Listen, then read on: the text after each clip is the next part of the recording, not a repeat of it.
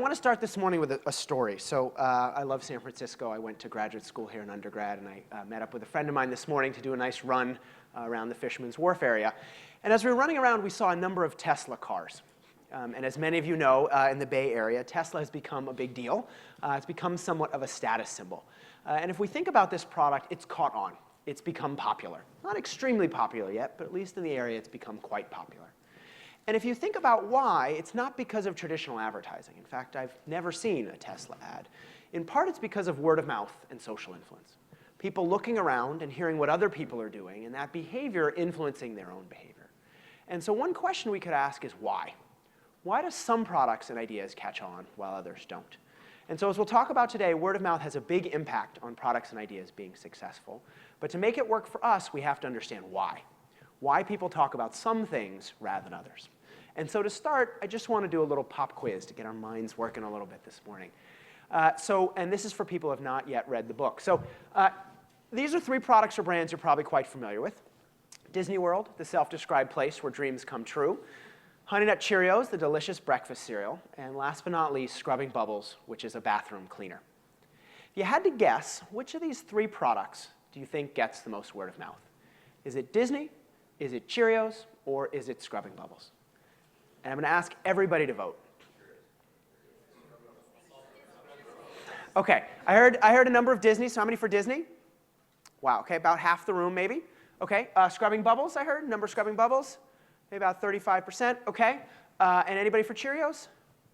OK, maybe about 5, maybe 10, 15% for Cheerios. I want to point out 2 things from this exercise. First, when I asked, there was a pause. And I looked around the room, and a number of you looked scared. Like you had no idea how to begin to answer this question. What do you mean, which of these products gets more word of mouth? How would I begin to answer that? And actually, which of these 3 things gets more word of mouth isn't really important for you. Right? Unless you work at Disney or you work at Cheerios or you work for Make Scrubbing Bubbles, you don't care which one gets more word of mouth. But the why is actually quite important. Because if you want to make your stuff catch on, if you want to get people talking about and sharing your ideas, you have to understand the why. And that brings me to the second point. So how many people guessed Disney? Excellent, excellent guess. Unfortunately, it's wrong. Scrubbing Bubbles? Also excellent guess. Also wrong. The answer is Cheerios. So folks who guessed Cheerios, you get a little pat on the back. But it's the one the fewest of us thought would be right. And so what that points out, I think, is that our intuition about why things get more word of mouth might be incorrect. We might actually be wrong. And so that's a very long-winded introduction to a title slide. But I'm Professor Jonah Berger. I'm a marketing professor at the Wharton School. In the next 50 or so minutes, I'm going to give you a brief tour through some of the highlights of my New York Times and Wall Street Journal bestseller, Contagious: Why Things Catch On. I'm going to tell stories today, because as we'll talk about, stories are the currency of conversation. Stories are the reason that people share things. But if you're interested in all the academic research behind these ideas, they're all at jonahberger.com, and you can find me at j1berger on Twitter. So just to jump right in, I teach at the Wharton School, and Wharton students love McKinsey quotes. So this is my obligatory McKinsey quote for the morning. Word of mouth is really impactful. And I think most of us have realized this already, but it drives over 2 times the sales of traditional advertising. And in fact, people have looked at the data, and not only is word of mouth cheaper, but it's over 10 times as cost effective as traditional advertising. And there are 2 key reasons why. Any ideas why? Why word of mouth is so much more effective than traditional advertising? Yeah. You know and you trust. Yeah, you trust them because you know them. It's football season. I don't know if there are any football fans. I saw the Eagles. Yeah, Eagles jersey this morning. But did anyone see an ad last season? They may run it this season as well with Joe Montana in it for Skechers shoes called Shape Ups. Anyone remember seeing the shoes, Joe Montana, in an ad for Skechers? Remember what you thought when you saw that ad? Joe Montana shoes that tone your butt from Skechers. I remember thinking Joe Montana must owe somebody a lot of money. He's got a gambling debt. He'd got divorced. He's got child support payments. Something's wrong in the Joe Montana household because there's no way football great Joe Montana is wearing shoes that tone your butt. And this is what happens when we see ads, right? We don't trust ads. We know that they're always going to say this is the best movie ever. This is the best product ever. 9 out of 10 dentists love this toothpaste. They never say 1 out of 10 dentists love this toothpaste. But our friends will tell it to us straight. They'll tell us if they like the product or if they didn't like the product. And so we can much more likely to trust our friends than traditional ads.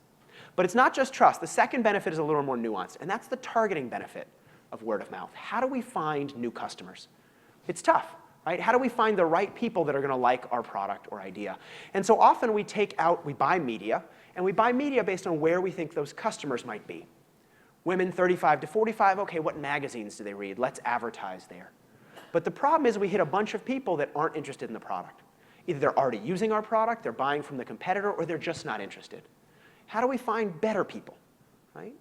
And if you think about it, no one knows more about someone than their friends, right? Your friends and colleagues know the most about you than anyone else. Why can't we use existing customers to find us new ones, right? To bring us new customers. And so this happened to me actually a couple years ago. I often get books in the mail. Professors get books in the mail with the hope the publisher thinks, well, we'll assign them to our courses and they'll sell more copies of the book. But this time they actually sent me 2 copies of the same book. Exact same book, 2 copies. Why the second copy? Well, they sent me a little note that said, hey, Professor Berger, we think you'll like this book, but we also think you'll know someone else who will like this book. Pass the second copy on to them. Rather than them having to find the customers, they're using their customers to find them new ones, turning those customers into advocates. And so it's no surprise then that word of mouth, referred customers that come in have 13% higher customer lifetime value than people that come off the street. They're better customers, right? Because they're more likely to like that product or idea. So hopefully I've convinced you that word of mouth is useful. Let's talk about how to get it. And when we think about how to get it, we often think about things like Facebook, like Twitter, like LinkedIn. If you had to guess, what % from 0 to 100 of all word of mouth is online? So it's on things like Facebook, Twitter, social media, online reviews, blogs. From 0 to 100, what % is online? 10, 15, 25, 40? It's actually 7. So you would have won the toaster if we were playing Price is Right. 7% of word of mouth is online. Not 70, not 17, 7. Much smaller than we think. Right? Yes, there's articles every day in the New York Times, Wall Street Journal about how great these technologies are, but most word of mouth is still face-to-face, offline. It's not like the first word of mouth happened when the internet happened. Right? It was one caveman sort of nudging another and going, don't eat that. It's poisonous. Right? Or let's go hunt over there. Things are slow and easy to catch. And the other problem is by focusing so much on the technology, right, the new, hot, cool technology, we forgot about the psychology. Why do people talk and share in the first place, regardless of what channel they're talking and sharing on? Right? You might have gone to a talk very much like this about 6 years ago where someone might have gotten up on stage and they might have said, do you know what your business needs? MySpace. MySpace is going to change the way you do business forever. And that would probably be not so useful today, right? Because MySpace isn't very popular anymore. We need to understand why people share, not just the technologies they share it on. So that brings me to a very cute picture of a cat. This is not my cat. If it was, I'd be a really proud cat owner. It is a cat DJ. It's not really a cat DJ. He's scratching on a scratching post, but it helps do his little claws. Why did I put a picture up of a cat in a talk about word of mouth and viral marketing? Any idea? People share cat pictures. There's a theory out there that without cats, the internet would not be. If there's no cat stuff, there's no internet, right? Google's right across the way. Maybe if you look in the basement of Google, there are thousands of cats running around. No, the notion is cat content makes the internet go around, right? No cat content, no web, right? Cats are the reason that people talk about and share things. And indeed, if you look up why do things go viral, at least before the book came out, cats was one of the main answers. It was cats and random. There's no way to predict it. It's luck, chance. And that's a really great theory, except it's completely and utterly wrong. It doesn't tell us anything about why some cat things succeed and other cat things fail. And it doesn't tell us about the thousands of things that have nothing to do with cats that are really successful. And so rather than talking about cats, I'm going to talk about science. So I spent the last 10 years studying why people talk about and share certain things rather than others. We've looked at thousands of pieces of content, tens of thousands of brands, and millions of purchases across the United States. And again, we saw it wasn't random, it wasn't luck, it wasn't chance, and no, it wasn't cats.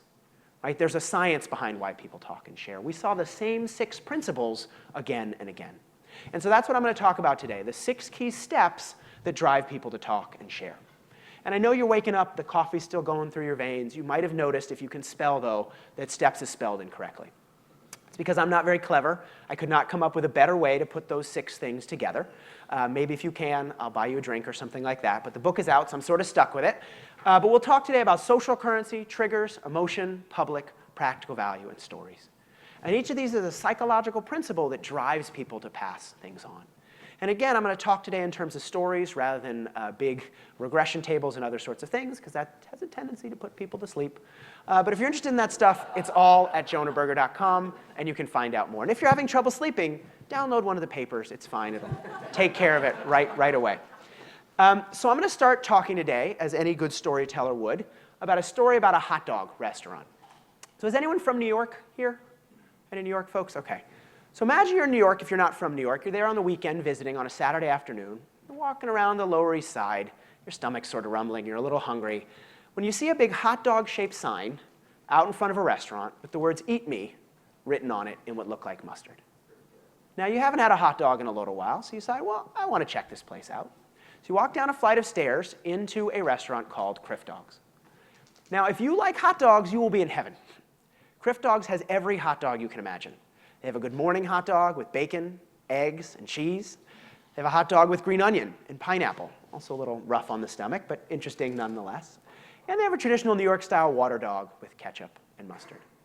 So you're sitting there, you're munching on your hot dog, you finish up, when you notice something unusual in the corner of the room. It almost looks like a phone booth or something, right? Something we haven't seen in a while, one of those things that Clark Kent might jump into to change into Superman.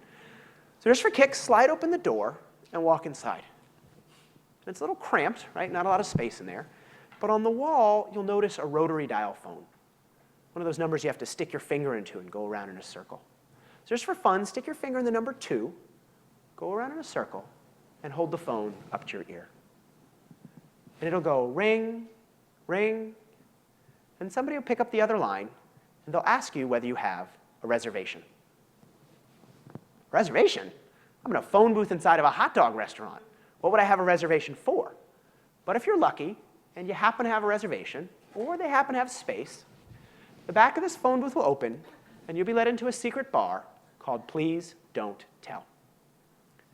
Now, Please Don't Tell has violated a number of traditional laws of marketing, right? No sign on the street, no sign inside the restaurant. They've done everything they can to make themselves difficult to find. Yet they've never advertised an every day they're full. Has anyone been to Please Don't Tell? Yeah. By 3 p.m., phone lines open up at 3 p.m. By 3:30, all the seats are gone. You have to redial again and again and again. It took me about 2 weeks to finally get into this place. So what did they do right? How did they make themselves successful? Well, they made themselves a secret. And let me tell you a little secret about secrets. Think about the last time someone told you something, and they told you not to tell anybody else. What's the first thing you then did with that information? You told somebody, right? Because having access to something that not everyone else has makes you look good, makes you look smart and in the know. It gives you what I'll call social currency. Just like the car we drive and the clothes we wear, the things we say affect how people see us. And so one reason people talk and share is because sharing things makes them look good. So let's spend a couple minutes unpacking social currency. To do this to start, I want to play a very quick game. I have a friend. Her name is Carla, and she drives a minivan. And I want to see how much you can guess about Carla based solely on the car that she drives. Okay? If you had to guess, how old do you think that Carla is? 40, 42, 35. How many people between 35 and 45? Does she have kids? Yes. Do they play sports? Yes. What sport do they play?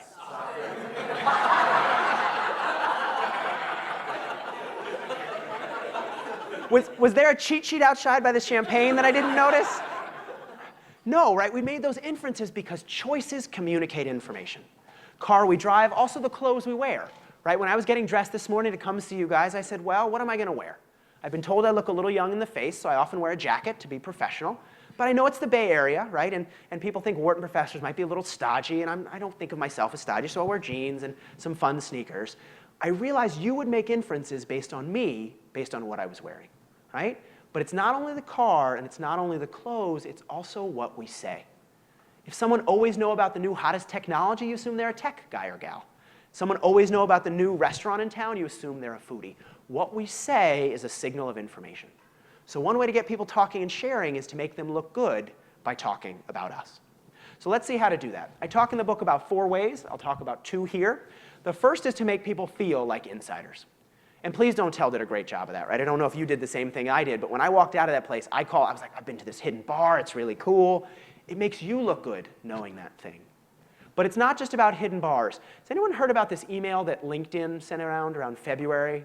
that said, you have one of the top profiles on the website. They got a lot of attention for this. So they sent out an email around February, I think, to some set of their users that said, you have one of the top profiles on LinkedIn, most influential profiles, top 5% or 10% of profiles. But people didn't just feel warm and good inside when they got this email. They shared it with other people. Tens of thousands of people shared this with others. I've done some work with LinkedIn, so I looked at the data. But why did they share it? Did they want to advertise for LinkedIn? No. Right? No one wants to advertise for LinkedIn, but it made them look good. My dad actually sent it to his entire law practice, saying, hey, look at me, I'm an influencer on LinkedIn. Because it made him look good, he passed it on. And he's not the only person. And lest you think this is only for hidden bars or cool technology sites, let me tell you about the McDonald's McRib. So a number of years ago, McDonald's ran out of chicken. Essentially, chicken McNuggets were so popular that they couldn't keep them in stock. So I had to come up with something else to put on the menu that didn't have to do with chicken.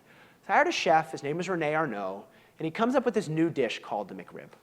Now, the McRib is a little bit of a misnomer. This, by the way, any McRib fans here? Yeah, you may want to close your ears for this part of the talk. The McRib is a little bit of a misnomer in that there's not actually any rib meat in the McRib sandwich.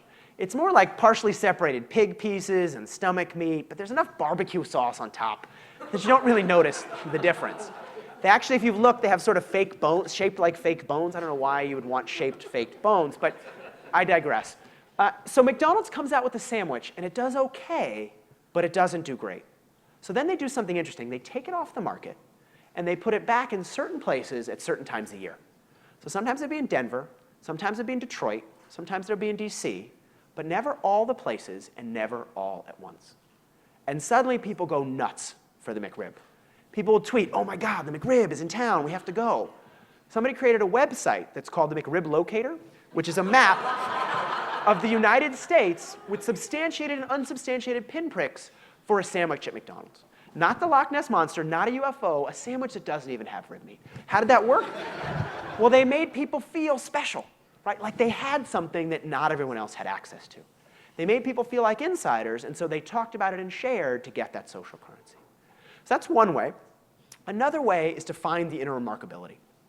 And remarkability is a really nice word. It means worthy of remark, right? Something that might be surprising, novel, or interesting, worthy of remark. But you might be sitting there going, okay, great, right? If I'm Tesla or I'm a really cool product, it's easy to be remarkable. But what if I'm something really mundane? Can we make mundane products remarkable? So what's a really mundane product you think might be hard to get word of mouth about? Honey Nut Cheerios. I'll get to Cheerios in a second, Len. Don't worry, we'll get there. What else? Blenders, paper, soap. Right? I did something a few weeks ago. Someone said, I sell cement. There is nothing remarkable, that gentleman argued, about cement. I said, give me 10 minutes, we'll see. But to follow up on blenders, right, household appliances, like a dishwasher or maybe a blender. Well, let me show you how a company got over 150 million views for videos about blenders.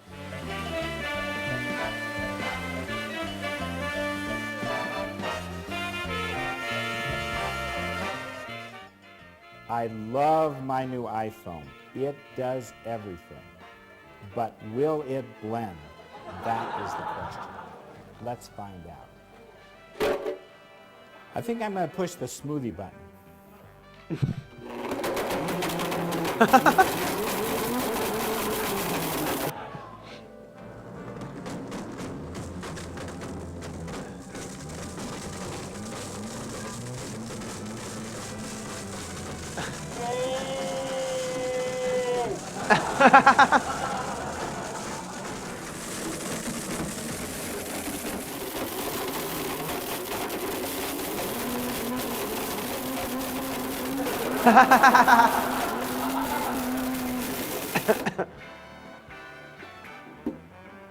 I smoke.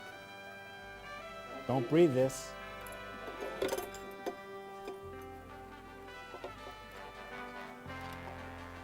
Now, you fans on YouTube have asked me to blend an iPhone, so I did it. But I have another.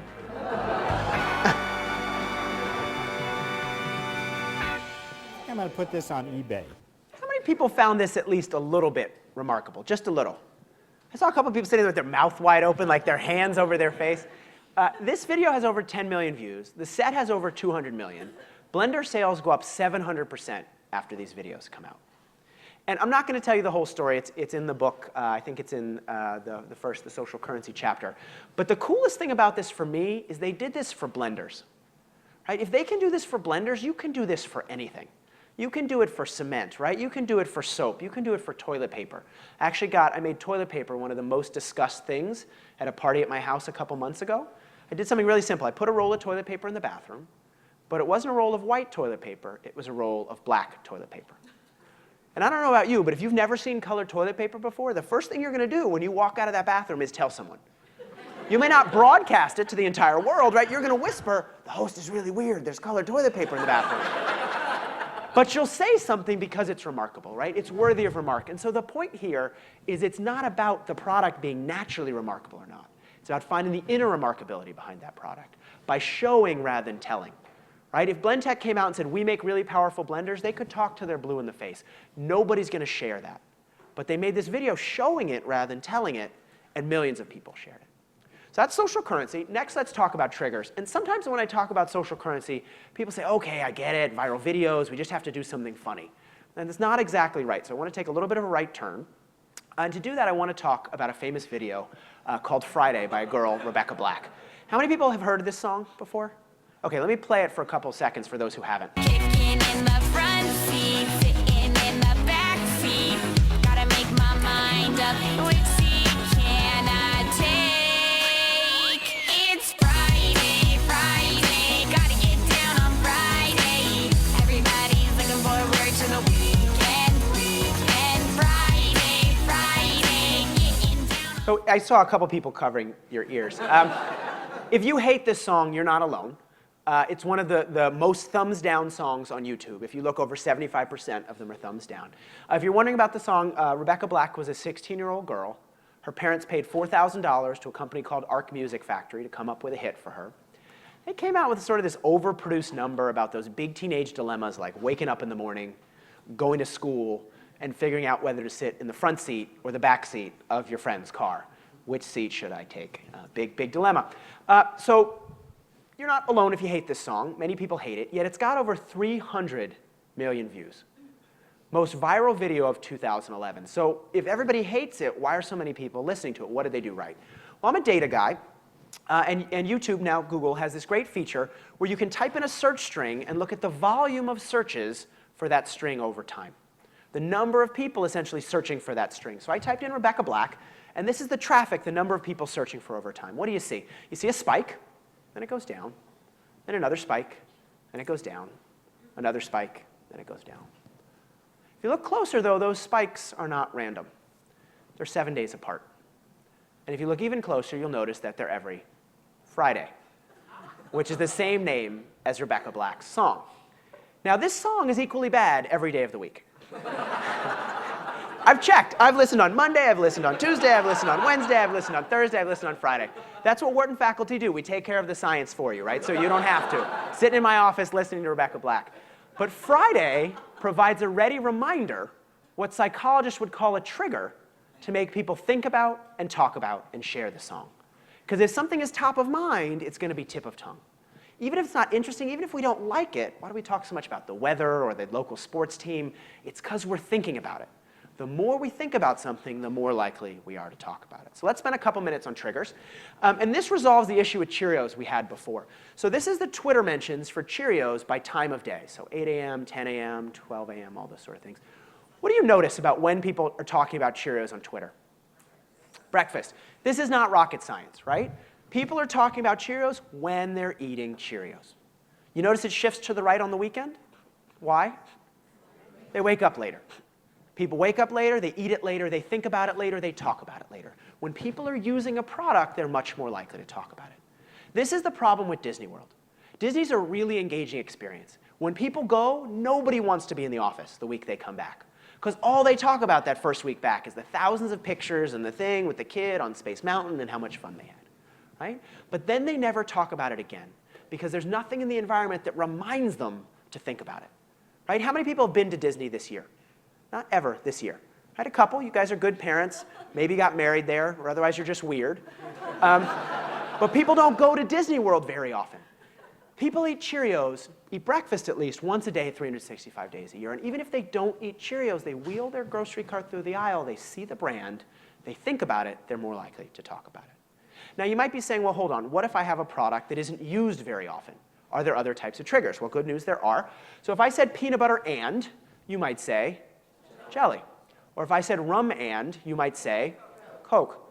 Peanut butter is like a little advertisement for jelly. It's almost like jelly should pay peanut butter a kickback for every time peanut butter advertises. Right? I've done some work with General Mills. They find when they advertise pancakes, syrup sales go up. Again, it makes sense, but you might not have thought about it ahead of time. When things are triggered, you almost don't have to advertise yourself. It's why Michelob has that old slogan, weekends are made for Michelob. They wanted people to think about the beer when the weekend rolled around. Same thing with Corona. I don't know about you, if you've ever gone on a beach vacation, you've tried not to think about Corona. It's a really hard thing to do, right? It's always top of mind when you're lying there on the beach. And so one challenge, if you own a business or you're thinking about how to apply these ideas, what's your peanut butter? What's your thing in the environment that's going to remind people of you, right? Even when you're not around. It's like advertising without an advertising budget if you're linked to that thing. And I'll give you one more example of this. So Kit Kat, right, great brand. Everybody likes it. But sales were down a few years ago by about 30%. So they tasked a brand manager with bringing the brand back to life. They gave her a couple bucks for radio. They said, look, if you can do something, we'll give you some more money.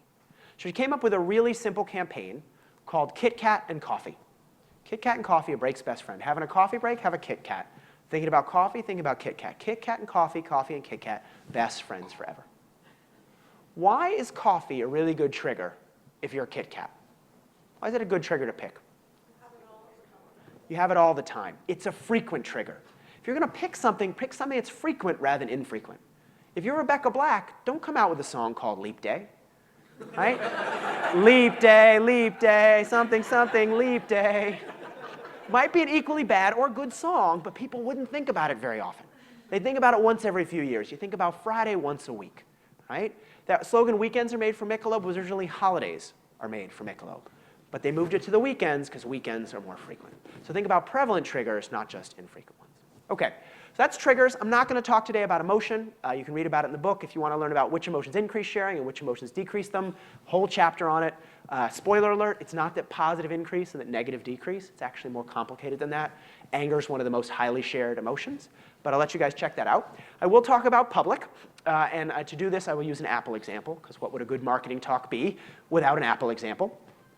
So Apple's always made their products easy to use. The laptop was no different. When you set the laptop down on the table, you have to know which side has the latch on it to face you. So they use their logo like the North Star, like a compass. You set the laptop down on the table, the logo's facing you, it's ready to go. But what's the problem if the logo faces the user when the laptop's closed? It's upside down for everybody else. Now you, the laptop user, don't really care. Right? You know what laptop you bought. You spent weeks of time and thousands of dollars figuring that out.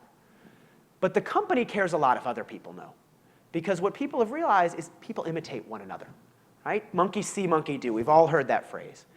When we think about the monkey do part, but the monkey see part is actually equally important. You can't see what other people are doing. It's going to be really hard to imitate. You might walk around and see somebody's shirt and decide you like it and think about buying something similar. It's going to be really hard to imitate their socks because you can't see them. And so what Apple did here, they actually flipped the logo, right? Because they realized if something is public, it's built to show, it's built to grow. The easier it is to see what other people are doing, the easier it is to imitate. So let's spend a couple minutes talking about this. So it's based on a very simple idea in psychology called social proof. The idea goes a little bit like the following. Imagine you're in a foreign city. Cute picture of a baby, I know. You're in a foreign city. Spoiler, that's where the emotion comes from, right? When we care, we share. You're in a foreign city. You're trying to figure out where to eat.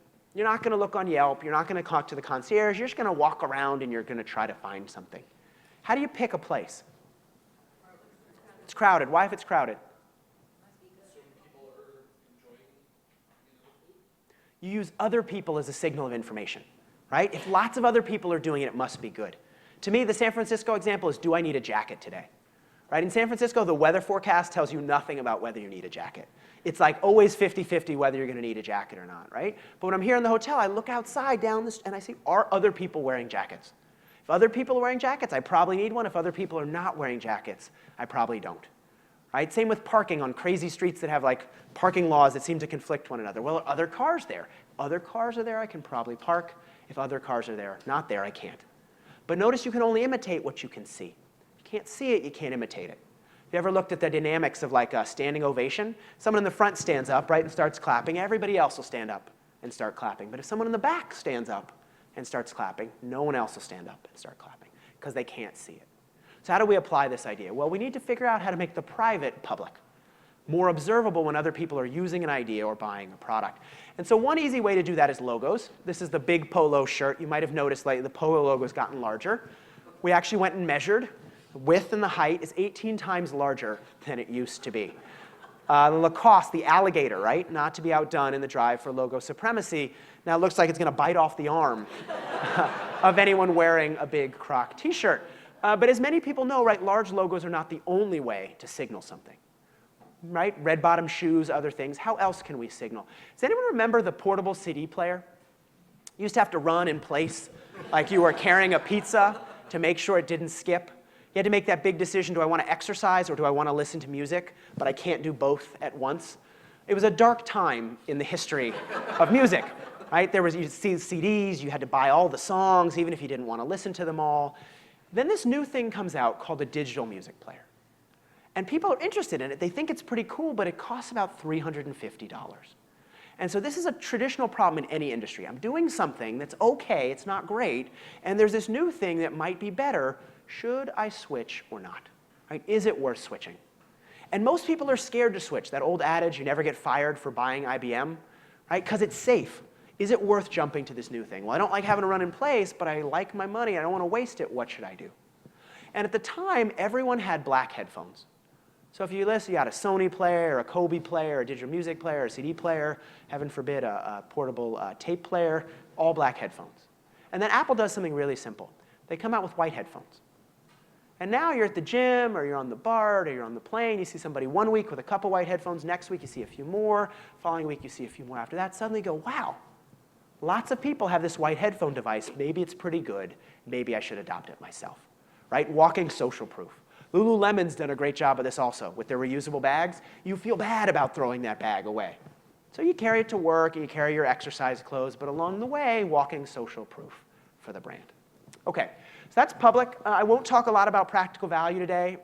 If you want to read about how a guy made a viral video, it's not a 20-year-old though, he's 86 years old, and the viral video is about the least viral topic we can think of, corn. You want to read about how Ken Craig got 10 million views for a viral video about corn. That's in the practical value chapter. But I want to wrap up by talking about stories. And I want to talk about a particular type of story. Marketers usually, we're not very good at telling stories. We always think it's about selling, right? Buy my product. No, buy my product. No, seriously, you haven't bought it yet. Buy my product, right? Let me shake you until you buy my product. But we need to stop thinking about selling and start thinking about storytelling. But I want to talk about a particular type of story. So imagine we meet at a party. I've never met you before. We meet at a party. And I walk up to you and I say, hey, newfound friend, did you know that Subway has 5 subs under 5 grams of fat? 5 subs, 5 grams of fat, newfound friend. What would you do if someone walked up to you at a party and said something like that?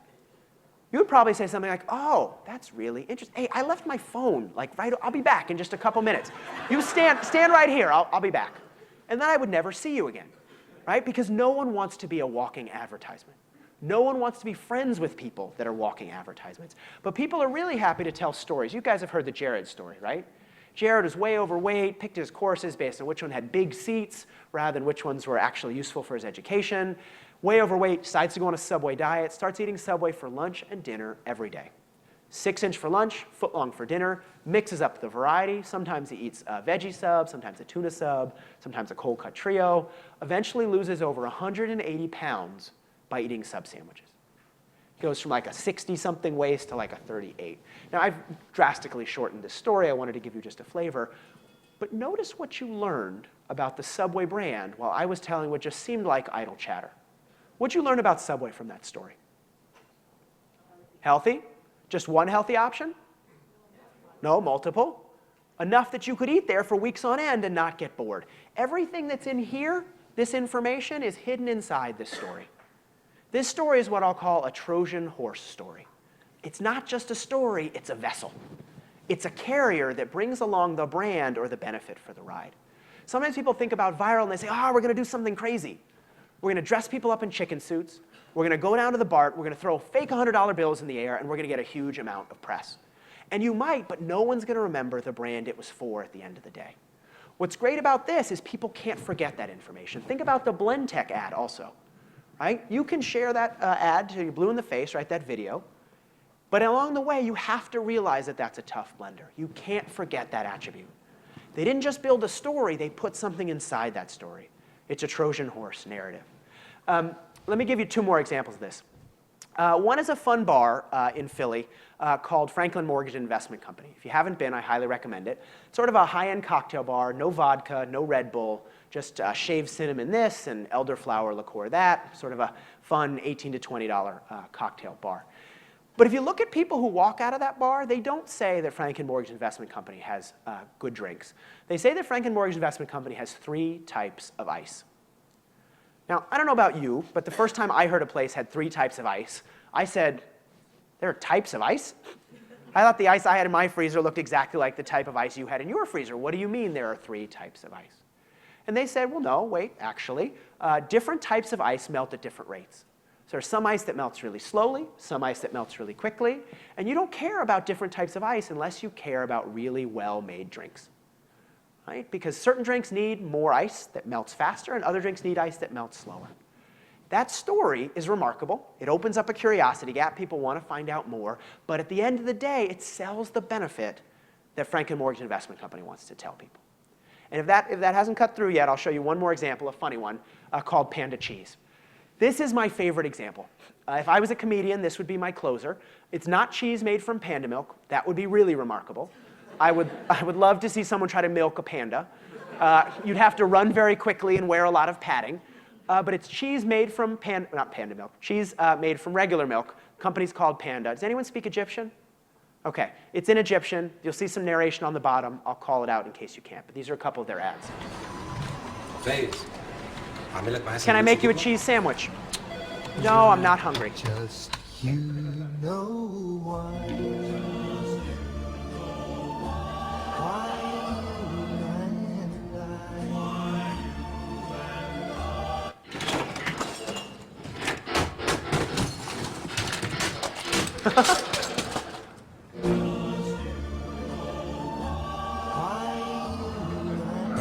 Never say no to Panda. I'm going to show you a couple of these. Good morning, good morning. I got you Panda cheese for breakfast. No thanks, I don't feel well. you know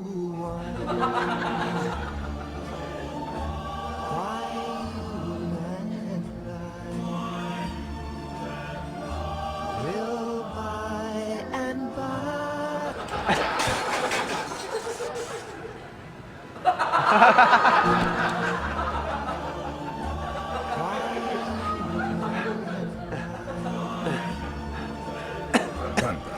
Never say no to Panda. Daddy, why don't we get some Panda cheese? Enough, that's too much already. just you know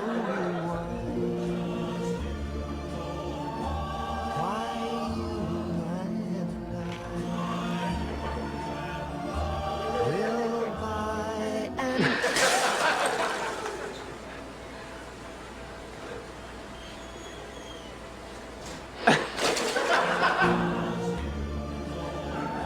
Never say no to Panda.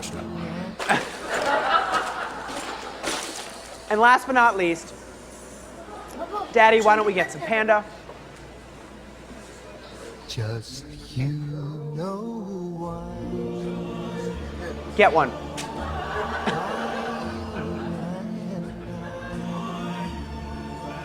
Get one more.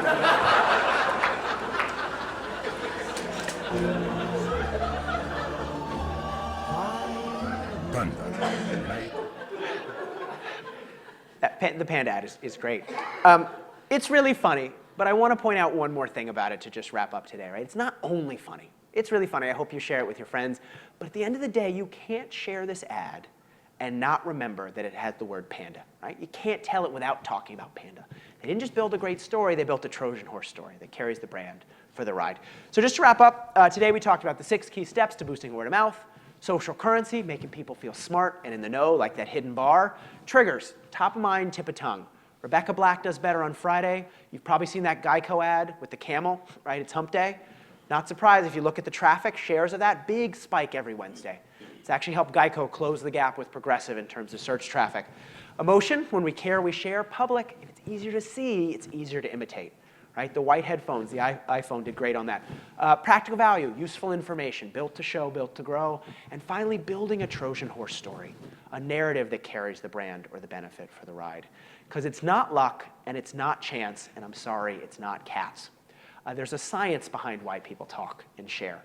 And if you understand that science, you can craft contagious content, and you can get your products and ideas to catch on.